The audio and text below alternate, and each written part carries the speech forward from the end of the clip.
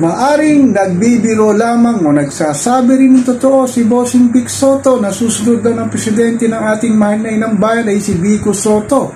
Kaya alam naman natin komedyante si Bossing Vic Kaya alam kung susumayin natin talagang napaganda ni Vico Sotto ang Pasig City sa kanyang dalawang termino na pamumuno rito. Kaya lang mukhang nagulantang at nagalit ang mga DDS kay Vico Sotto.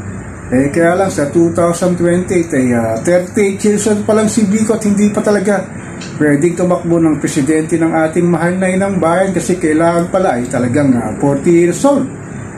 Itong mga DDS talaga, no, akala naman nila ay talagang maaring totoo nga sinabi ni Bossing Vic Sotto pero talagang naalarma sila dahil nga ang kanilang kinakampanya para sa Panguluan sa 2020 ay si VP Inday Sara Duterte. Kaya lang talaga no, sa good governance ni Vico Sotto ay talagang maaari itong maging susunod na presidente na ating mahal na inang bayan. Sa dami ng humawak na mayor ng Pasig City, talagang si Vico Sotto lang may political will na sinasabing na walang korupsyon, na paganda ang lungsod ng Pasig. Kaya itong mga DDS ay talagang kinabahan at akala nga nila totoo nga itong sinabi ni Bossing Vic Sotto. Kaya lang siguro sa 2034 pa maaring tumakbo ng presidente ito si Vico Sotto.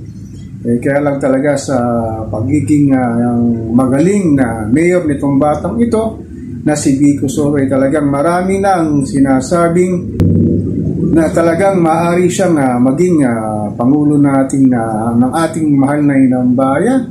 Kaya lang medyo matagal pa nga yung pag-aantay natin. Siguro nga hindi nga sa 2028, maaari nga itong sa 2034. Kaya lang talaga kung mga diehard DDS talaga ay nagalit sa mga tinura ni Vic Sotto. Kaya lang talagang totoo talaga itong pinakikita ni Vico Sotto sa Pasig. Talagang napakaganda, napakalinis at maraming improvement sa loob lamang ng dalawang termino na kanyang panunungkulang bilang mayor ng Pasig. Kaya talaga na maari nga na ito'y tumakbo ng Pangulo ng ating mahal na inang bayan at ang kanyang sigurong magiging threat sa mga makakalaban niya talagang may political will at hindi corrupt. Kaya nga siguro natatakot nga ang maaring bumangga sa kanya sa darating na 2034. Masyado pang malayo pinag-uusapan natin. Pinag-uusapan dapat nga natin to 2028 na maari nga daw na umupo bilang Pangulo ng ating mahal ng inang bayan si Vico. Dami ng kanyang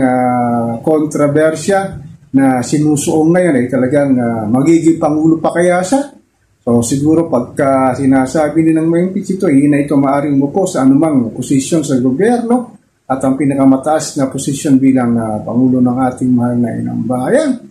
So ako po si Papa Ken, patuloy po akong magmimiro at magmamatag dito sa pang-araw-araw natin buhay at kahirapan dito sa ating mahal na inang bayan.